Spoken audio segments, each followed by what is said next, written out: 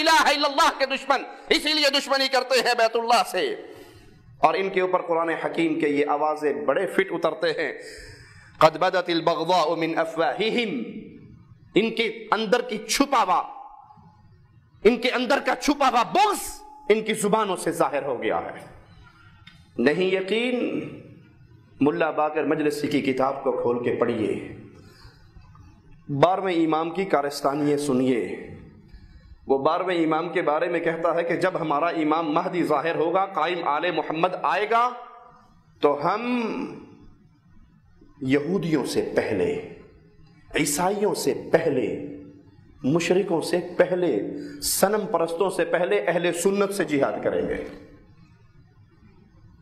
یمن کی یہ صورتحال آج بیت اللہ کے ارد و گرد شیعت کو پھیلانے کے یہ منصوبے کیوں ہیں؟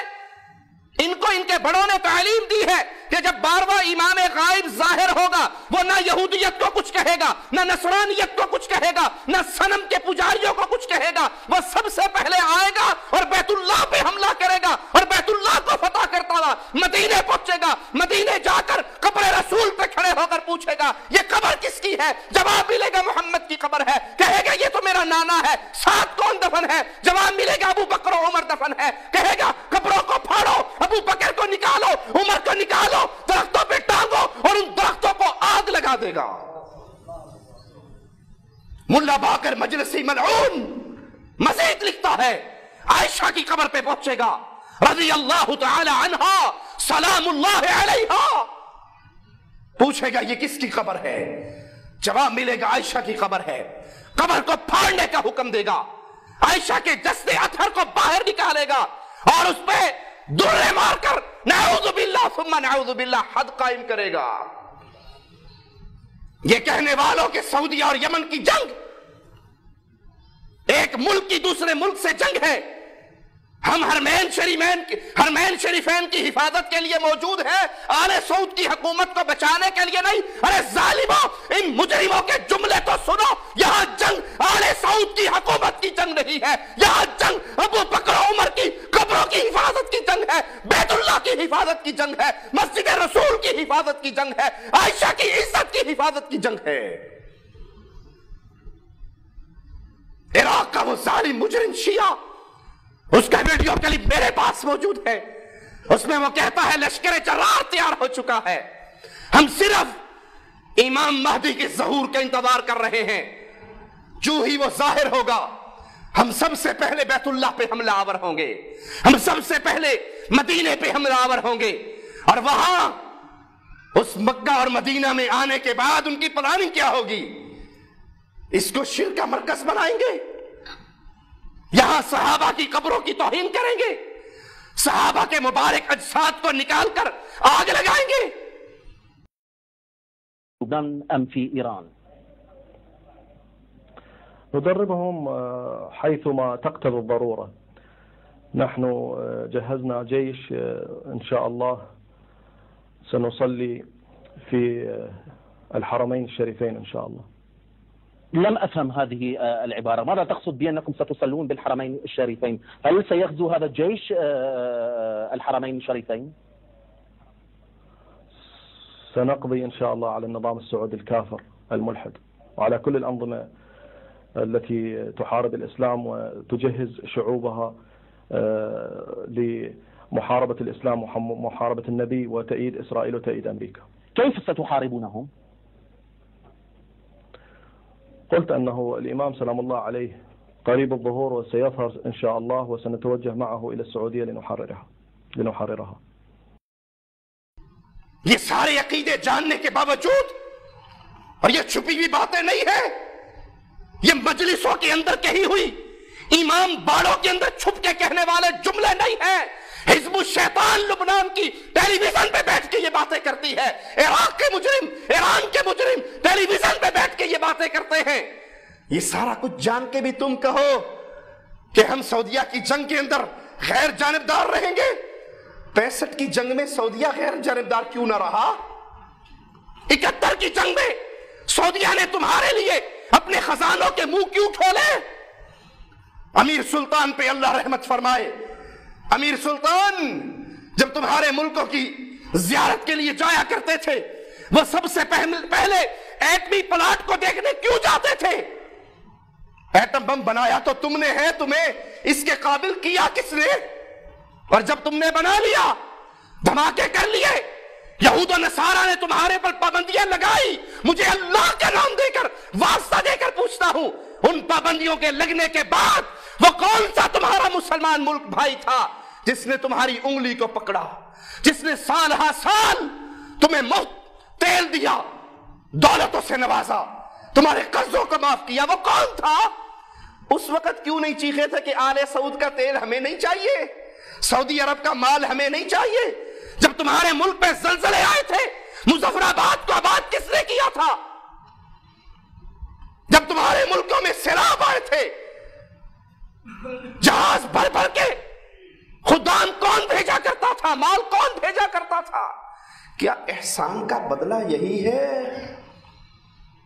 اتنی جلدی آنکھیں بدل گئے، اتنی جلدی بھول گئے، یا دشمنوں کے ڈر کے اندر ڈر گئے اور یہ کہنا شروع کر دیا کہ یہاں جنگ جو ہو رہی ہے وہ دو خاندانوں کی، دو ملکوں کی، دو حکومتوں کی ہے؟ نہیں، اللہ کی قسم، رب محمد کی قسم، یہ جنگ دو نظریوں کی جنگ ہے، یہ عائشہ کی عصمت کی جنگ ہے، یہ ابو بکر و عمر کے ماننے والے فرزندوں کی، رئیس المنافقین ابن سبا اس کے ماننے والوں کے ساتھ جنگ ہے، یہ اس کے ساتھ جنگ ہے جس نے کہا تھا علی الہ ہے، اس کی جنگ ہے جس نے کہا اللہ الہ ہے۔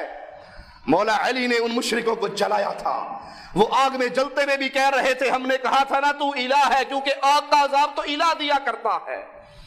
آج یہ نعرے موجود ہیں انہی ظالموں کے، آج یہ آوازیں موجود ہیں انہی ظالموں کے، وہ علی کو علی نہیں سمجھتے، وہ الہ سمجھتے ہیں۔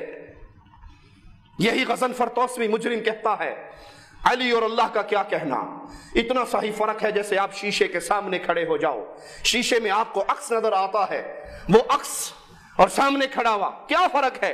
وہ عرش پہ علی ہے، یہ فرش پہ علی ہے۔ جو ادھر کھڑا ہے وہ بھی غضنفر ہے اور جو شیشے میں نظر آ رہا ہے وہ بھی غضنفر ہے۔ بس فرق یہ ہو جاتا ہے کہ اس غضنفر کو شاخص کہتے ہیں اور اس غضنفر کو عکس بولتے ہیں۔ جی تو شاخص کی جگہ خدا کا لفظ ہے، عاکس کی جگہ بندے کا لفظ ہے، ورنہ وہ عرش پہ علی ہے، یہ فرش پہ علی ہے۔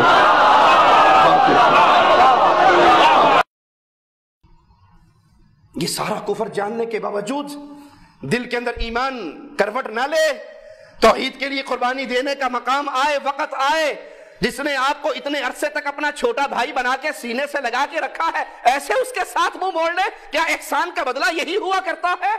اِنَّا لِلَّهِ وَإِنَّا إِلَيْهِ رَاجِعُونَ وَمَا تُخْفِي صُدُورُهُمْ أَكْبَرُ۔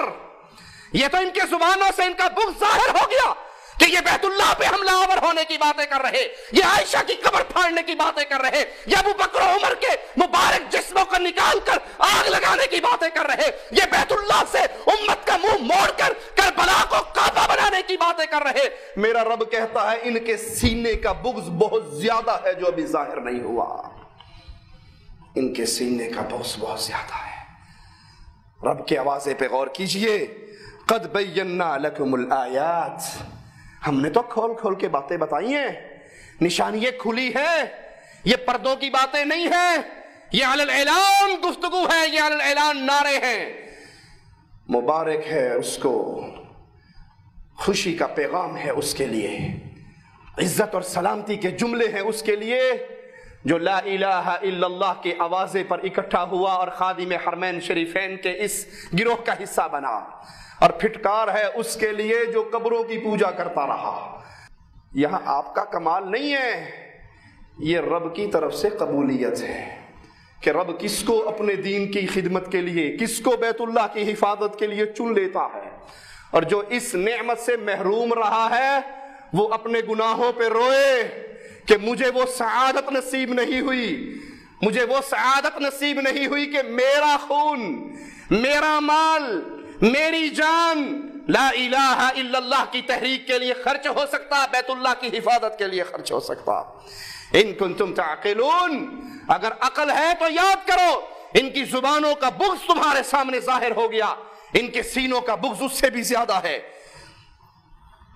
مالک فرماتا ہے کہ اگر یہ تمہیں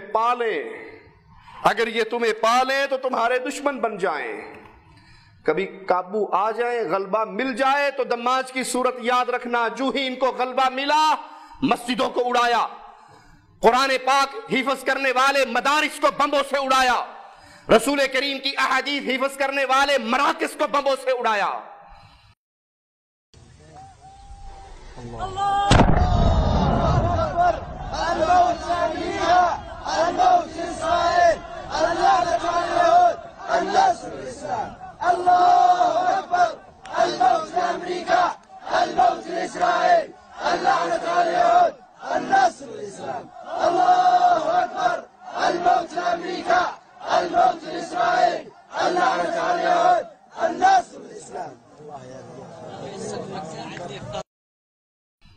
حوثیوں کا یہ فتنہ عالمی امن کے لیے فتنہ ہے، جن کے سینے میں ساری عداوت اہل سنت کے لیے بھری ہے، اور موت للامریکہ، موت للاسرائیل صرف ایک ٹوپی ڈرامہ ہے، وگرنہ حقیقت بتا دوں آپ بھی اس کو شاید مان جائیں۔